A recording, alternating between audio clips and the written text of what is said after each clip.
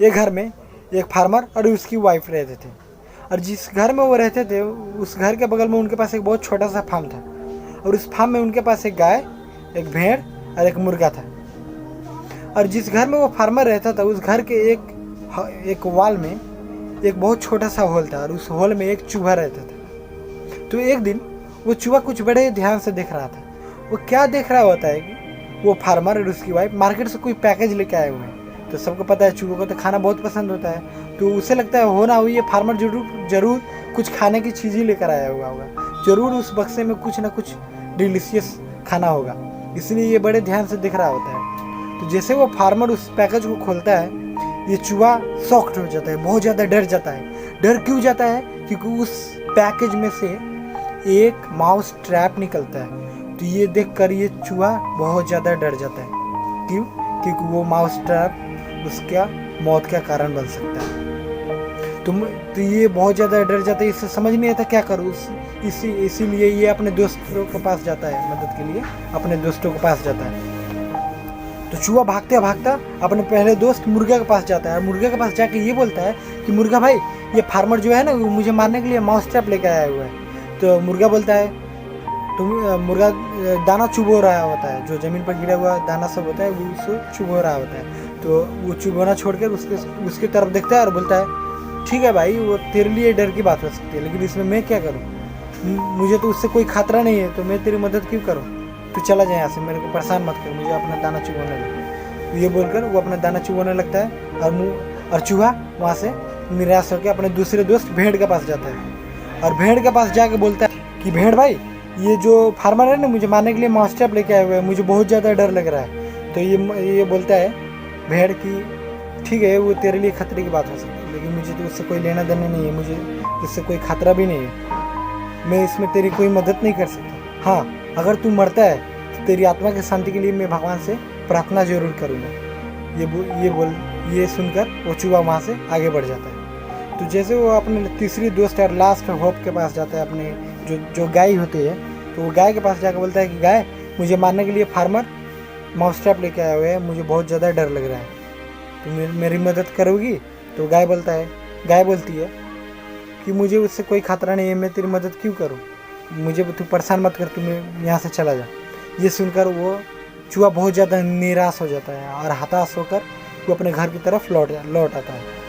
और यहाँ अपने घर में आकर वो शाम होने की वेट करता है। क्यों वेट करता है? क्योंकि उसे पता है अगर मैं यहाँ अंदर रहा तो मैं भूख से मर जाऊँगा, अगर बाहर गया तो माउस ट्रैप से मर जाऊँगा, तो मरना तो मुझे है। इसलिए वो अपना मौत का इंतज़ार करता है, रात होने की इंतज़ार करता है कि मैं रात को बाहर निकलूँगा और उस माउस ट्रैप को जैसे भी फेस करूँगा। तो जैसे रात होती है, जैसे ये चूहा अपने होल से बाहर निकलने ही वाला होता है, तभी उसे कुछ सुनाई देता है, और वो आवाज़ उसी माउस ट्रैप से आ रही होती है।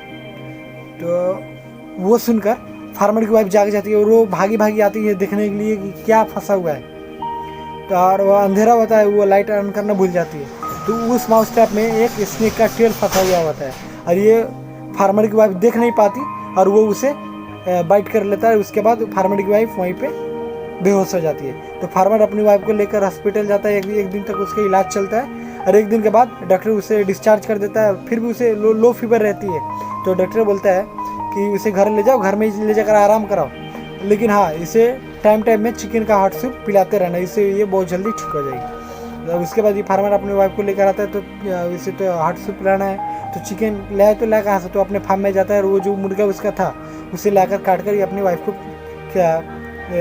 सूप पिला देता है। फिर भी उसकी वाइफ ठीक नहीं होती, 2-3 दिन के बाद फिर भी ठीक नहीं होती, फीवर और इसका तेज़ हो जाता है, और हाई फीवर हो जाता है। तो इससे वेट करने के लिए इसके जितने भी रिलेटिव्स होते हैं, जितने भी इसके नाइबर होते हैं, वो सब इसके घर आ जाते हैं इससे भेंट करने के लिए, ताकि अगर ये कहीं मर गई तो उससे पहले इससे भेंट घाट हो जाए। तो 4-5 दिन वो सब यहीं पे रहते, तो उनको खिलाने के लिए तो खाना का प्रबंध करना पड़ा।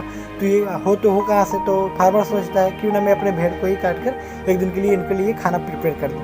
तो इसके लिए अपने फार्म से जाकर वो अपने भेड़ को ले आता है और काट कर ये अपने पूरे रिलेटिव्स और नाइबर को खाना खिलाता है। फिर भी ड्यू टू हाई फीवर उसकी वाइफ मर जाती है, वो नहीं बच पाती हाई फीवर के कारण। तो उसके फ्यूनरल के लिए पैसा चाहिए होता है, तो पैसा चाहिए होता है इस फार्मर को, तो पैसा आए कहाँ से, तो जो उसकी गाय होती है उसे वो बेच देता है। क्यों? क्योंकि अपने वाइफ की फ्यूनरल के लिए, और ये अपने वाइफ की फ्यूनरल उससे वो कर लेता है। तो जो चूहा जिसे सिर्फ अपनी लाइफ का डर होता था कि वो मर भी सकता है, बच भी सकता है, लेकिन जब वो हेल्प के लिए गया तो इन तीनों ने उसकी हेल्प नहीं की। लेकिन वो चूहा वैसे का वैसा ही रह गया। उसे जो लाइफ का सिर्फ डर था, वो डर का 10 गुना कर ये जो मुर्गा था और जो भेड़ था उसे भोगना पड़ा, और जो गाय थी उसे अपने घर से हाथ धोना पड़ा। तो अगर कोई आपके पास किसी उम्मीद में आता है तो आप ही उसके लास्ट छोपो, क्यों ना वो आपका सबसे बड़ा दुश्मन हो, क्यों ना वो दुनिया का सबसे बुरा इंसान हो, लेकिन अगर वो आपके पास आता है किसी उम्मीद के साथ तो आप ही उसके लास्ट छोपो। और ये आपका कर्तव्य बनता है, ये आपकी रिस्पॉन्सिबिलिटी बनती है towards the humanity, to make the life sustain in this society. कि अगर हमें बचना है तो दूसरों को भी बचाना पड़ेगा। तो जितना सको, अगर तुम्हारे पास 100 रुपये है तो 10 रुपये देकर किसी का हेल्प करो। अगर कोई नीडी तुम्हारे पास आ रहा है तो उसका हेल्प करो। अगर तुम आज हेल्प नहीं करते और उसे कुछ हो जाता है तो उसके साथ जो हो रहा होता है या फिर होगा, उससे तुम्हें 10 गुना ज़्यादा ही भोगना पड़ेगा और भुगतना पड़ेगा। और ये हम लोग को ये कहानी से ये मोरल ऑफ द स्टोरी ये पता चलती है। सो गाइज, हेल्प कीजिए। और ऐसे पैंडेमिक में तो जितना सकिए उतना हेल्प कीजिए, क्यों ना एक का हेल्प करिए, लेकिन करिए। आज के लिए इतना ही, फिर मिलेंगे अगले वीडियो में कुछ नए टॉपिक्स के साथ। मेरे चैनल को सब्सक्राइब करते रहिए और ऐसे ही प्यार बनाए रखिए। जय नेपाल।